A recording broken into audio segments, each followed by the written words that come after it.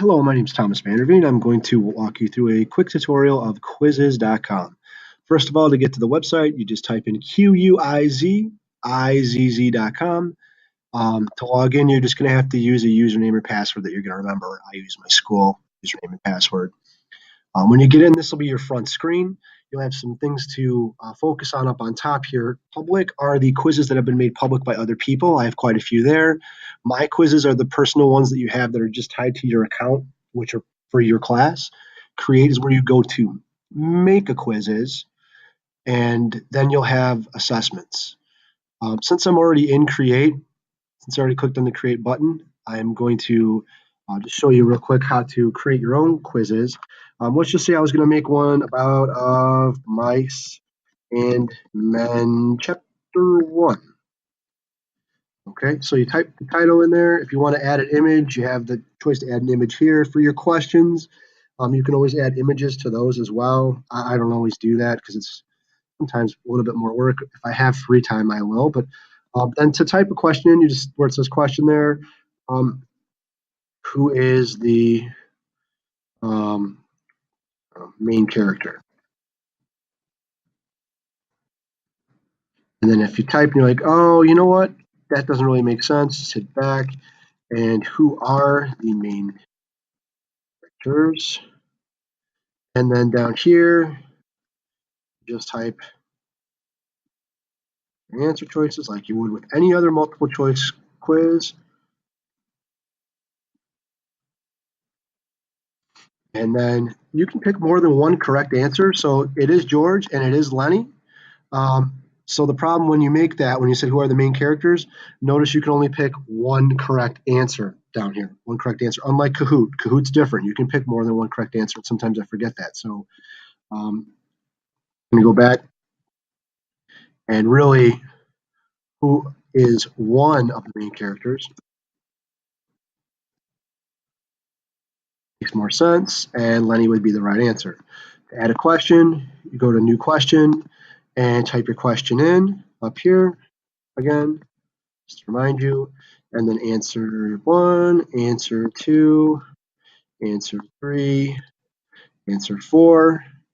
You only need 2 answers to choose from. You can have true and false. And before you go to the next question, you always have to pick one that's correct. So if you try to do that, if I hit like, oh, I'm done right now, it's not going to let me do that. So I have to pick one. So I'll say answer 2 is correct. And if you don't like a question, there's a trash can right here for all of your questions. You can just get rid of those and move on. So when you're done making your quiz hit finish. This is just to help people find it later if they're looking for a certain thing. So I always put it under English reading or English literature, finish and create quiz. The new thing that they added up here, what grade levels is this appropriate for? Well, I'll say 9 through 10. Mice and Men is really more of an 8th grade, 9th grade level read. And then now your quiz is created. If you look at the questions down here, there's your questions, and have a time that's set. You can always change that time and make it longer if you want to.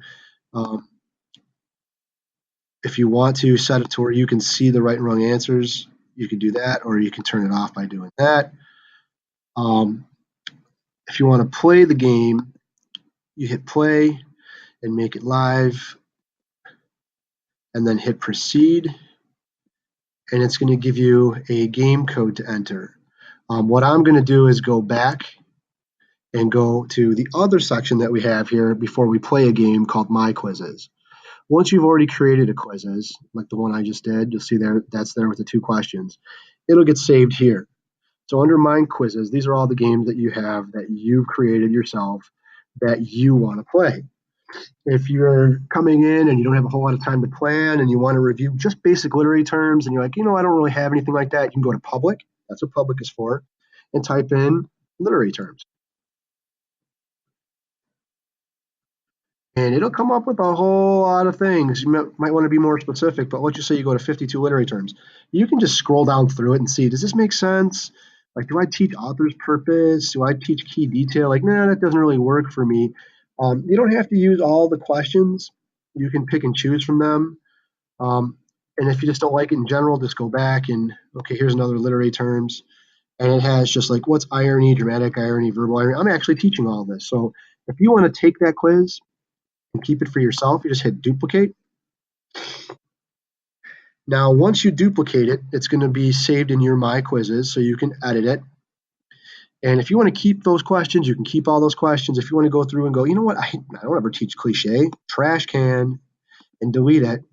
And then if you want to add more questions, then just hit new question, and you can keep all these ones up here. Again, it's not something to teach.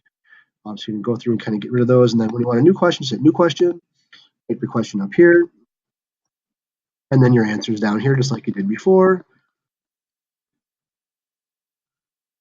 And then just pick a right one. Once you're done editing, go ahead and hit finish. And it says that question was not complete because, well, I didn't do anything with it. So always make sure that you delete questions that you're not doing anything with. And then finish and create quiz. So now you can take other people's things and work your own stuff in. And as a teacher, I don't have a ton of time, so it's something I really like. Now, if you want to play a Quizizz, we'll just say we'll play this one since it's here with the kids. This is how you do that. Hit play live, proceed, and then the kids will get 895875. The kids will get that code. They go to joinquizizz.com. It's right here on the top of the screen, join.quizizz.com. And type in 895875. 895875. And then they'll ask them to have a nickname. I always just put my initials. It'll give them a cool avatar, usually a random bug or a squid or something like that. There's a bat, perfect for Halloween that's coming up. And then you have to actually go back and launch the game. So once you see the person's name up there, you can X them out if they put a goofy name. So if they put something like Butthead or whatever, you can close it out and make them type their name in again. And once everybody's in, hit start game. And unlike Kahoot, nothing will show up on this screen. It'll count down and launch, and then the kids are challenging each other without even knowing what the other person's got in the front of their screen. It will randomize these questions for each kid, so they won't have the same thing in front of them at the same time. It is about speed, too, so it's about how quick you click the right answer, and it's got these awesome memes that pop up afterwards, and the kids get really motivated by that. It'll show them where they're at. So, like, let's just say I click 2 right answers in a row, and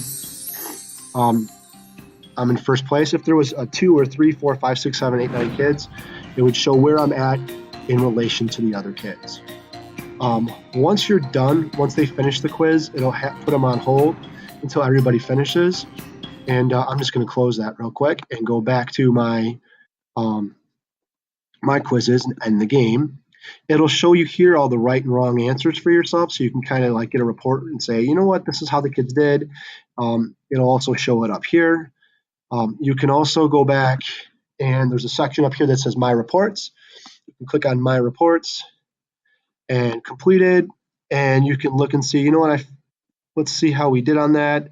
Okay, well, those are all 7% because I played it for 2 seconds, but here's a pre-test that I gave a couple weeks ago, and it's pretty low, 63%, but that's because I didn't review anything with them yet. You can click here and look at all the kids and how they did, what they put as their answer, and what answers they got right or wrong, which is really awesome for review. And you can go through each question and do that. So I usually like to, right after the quizzes, look at this report and then instantaneously, right then and there, review with the kids what they got right and wrong, and then base my next quiz based on that. Yes, sometimes I use this as an assessment. Sometimes I use this as a baseline to tell myself, well, what do I need to review before I give them the real big test? That covers a whole lot more.